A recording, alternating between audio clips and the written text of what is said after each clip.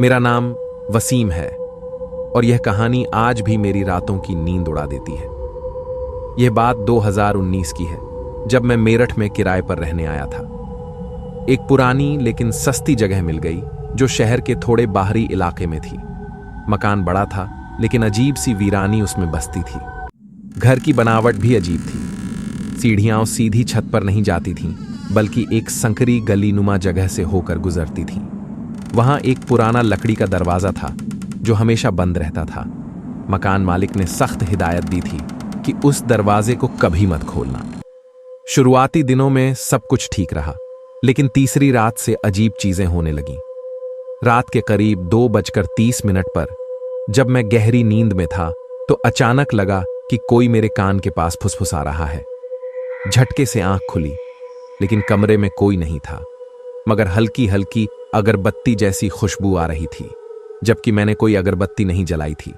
पहले तो लगा कि कोई वहम है, लेकिन फिर अगली रात जब मैं सो रहा था, मुझे साफ साफ लगा कि कोई छत पर चल रहा है। धीमे धीमे लेकिन भारी कदमों की आहटें सुनाई दे रही थीं। मैंने हिम्मत करके बत्ती जलाई और छत की तरफ देखा, लेकिन वहां कुछ नहीं था। पर अब मेरा ध्यान एक चीज पर गया। वो बंद लकड़ी का दरवाजा हल्का सा हिल रहा था। मेरा दिल जोरों से धड़कने लगा। मकान मालिक ने कहा था कि उस दरवाजे को कभी मत खोलना, लेकिन क्या सच में वहां कुछ था?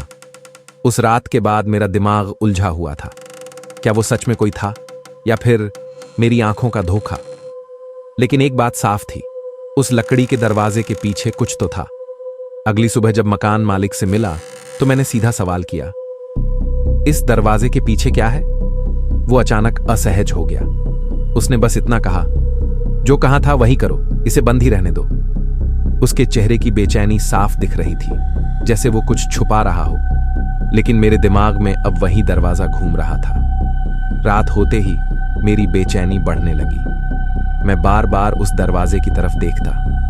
रात के 3 बजे जब पूरे मोहल्ले में सन्नाटा था, मुझे फिर से छत पर किसी के चलने की आहट सुनाई दी। लेकिन इस बार वो सिर्फ आहट नहीं थी, किसी ने दरवाजे को धीरे धीरे खटखटाना शुरू कर दिया था। मेरा गला सूखने लगा। कोई तो था उस दरवाजे के पीछे। मैंने हिम्मत जुटाकर धीरे से दरवाजे के करीब जाकर कान लगाया। दूसरी तरफ से किसी की गहरी सांसों की आवाज आ रही थी, लेकिन एक अजीब बात थी, वो सांसें इंसानी नहीं लग रही थीं। और फिर अचानक दरवाजा खुद ब खुद जोर से धड़ाम से हिलने लगा। मैं घबराकर पीछे हट गया, लेकिन तभी मुझे अपने कमरे के आईने में कुछ दिखा। मेरे पीछे कोई खड़ा था।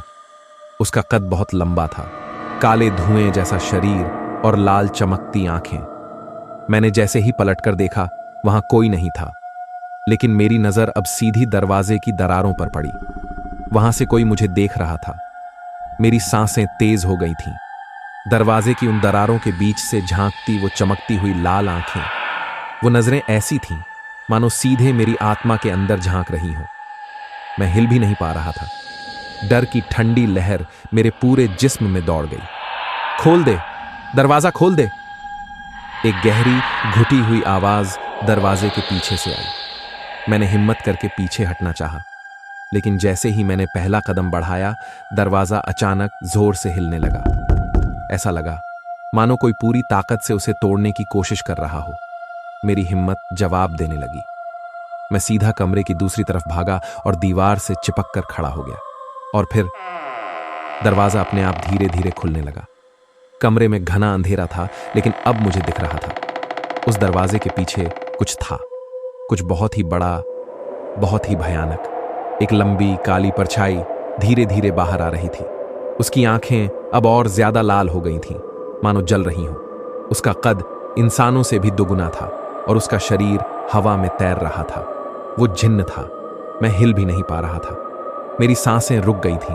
और तभी वो बोला, तूने मुझे जगा दिया है, अब तू मेरे साथ चलेगा। उसकी आवाज ऐसी थी जैसे कोई सीटी बजा रहा हो, पर बहुत गहरी, बहुत डरावनी। मेरे कान सुन्न हो गए।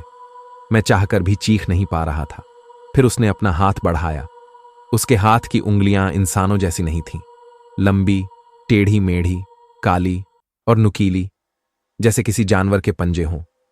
उसका हाथ मेरी तरफ बढ़ता जा रहा था और फिर बिजली कड़की और पूरा कमरा अंधेरे में डूब गया। मैंने महसूस किया मुझे कुछ पकड़ रहा था। मैंने महसूस किया कि कोई चीज मेरे पैरों को जकड़ रही थी। कोई अदृश्य ताकत मुझे पीछे की ओर खींच रही थी। मैं हिल भी नहीं पा रहा था। जिन्न मेरे सामने खड़ा था, उसकी लाल आंखें मेरे भीतर झांक रही थी। तूने मुझे जगा दिया है, उसकी घुटी हुई लेकिन भारी आवाज मेरे कानों में गूंज रही थी।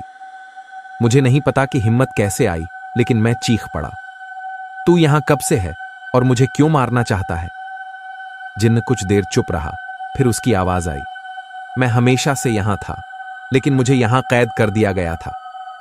कैद? मेरा दिल जोर जोर से धड़कने लगा। हां, और मुझे मुक्त करने के लिए किसी इंसान की जरूरत थी। कोई ऐसा जो मेरे इस बंद दरवाजे के पास आए, कोई ऐसा जो इस घर में कदम रखे, और वो तू था। मेरी आंखें फटी रह गईं। मतलब ये सब मेरे आने से पहले ही तय हो चुका था? ये दरवाजा, ये मकान मालिक, सब कुछ? लेकिन मुझे क्यों? मेरी आवाज लड़खड़ा गई। क्योंकि तू इस घर में अकेला आया था। अकेला इंसान हमेशा सबसे आसान शिकार होता है। अब मेरे दिमाग में कई सवाल उठने लगे। अगर ये जिन्न पहले से यहां था, तो क्या मकान मालिक को इसके बारे में पता था? मैंने जल्दी से पूछा, इस घर में तुझे किसने कैद किया था? जिन्न गुस्से में हंसा, जिसने इस घर को बनाया उसी ने मुझे कैद किया। अब मेरे रोंगटे खड़े हो गए। तो क्या इस घर के पिछले मालिक ने इसे बंद किया था? कौन था वो? मैंने कांपते हुए पूछा। जिन्न ने धीरे धीरे मेरी तरफ देखा। उसकी आंखें जलने लगीं। फिर वो एक शब्द में फुसफुसाया, मौलवी। मेरे दिमाग में जैसे हलचल मच गई। तो क्या ये कोई तंत्र मंत्र से जुड़ा मामला था? कोई तांत्रिक या मौलवी जिसने इस जिन्न को यहां बांधा था? तू मुझे छोड़ क्यों नहीं देता? मैंने डर के मारे कहा।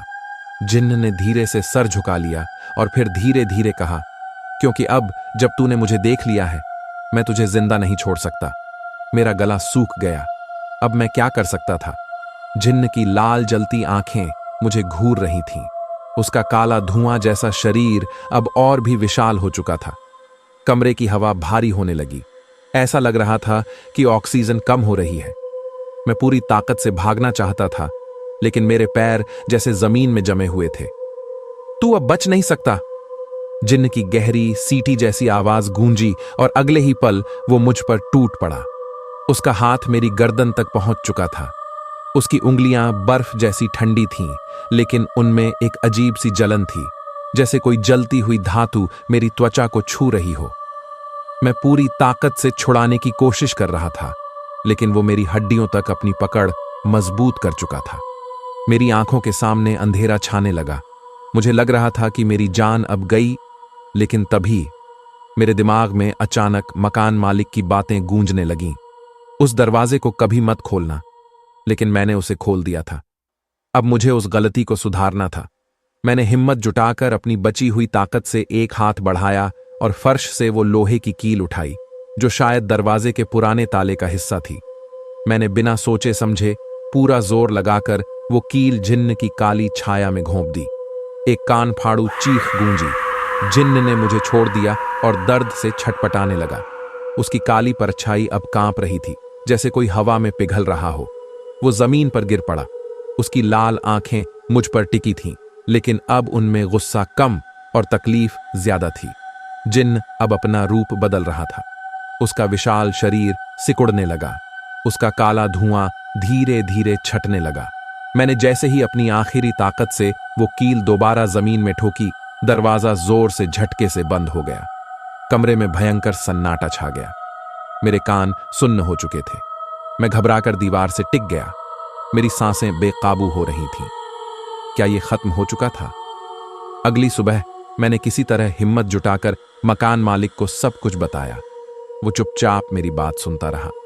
फिर उसने गहरी सांस ली और कहा, तू बहुत नसीब वाला है। जिन्न तुझे मार सकता था, लेकिन जिस चीज से वो बंधा था, तूने उसी का इस्तेमाल कर लिया। मैंने कांपते हुए पूछा, अब क्या होगा? मकान मालिक ने धीरे से दरवाजे पर हाथ फेरा और फुसफुसाया, ये दरवाजा फिर कभी मत खोलना और इस घर को छोड़ दे। मैं बिना कुछ बोले घर से बाहर निकल आया।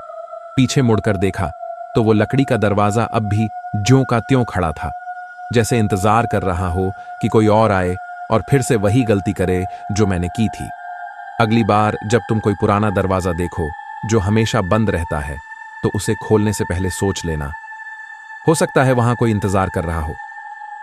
अगर आपको यह कहानी पसंद आई हो और आपने भी इस खौफ को महसूस किया हो, तो वीडियो को लाइक करें, अपनी राय कमेंट में बताएं और चैनल डार्क की दास्तक को सब्सक्राइब करना ना भूलें, ताकि आपको हर नई डरावनी कहानी सबसे पहले मिले। अगली कहानी तक अंधेरे से बचकर रहिए।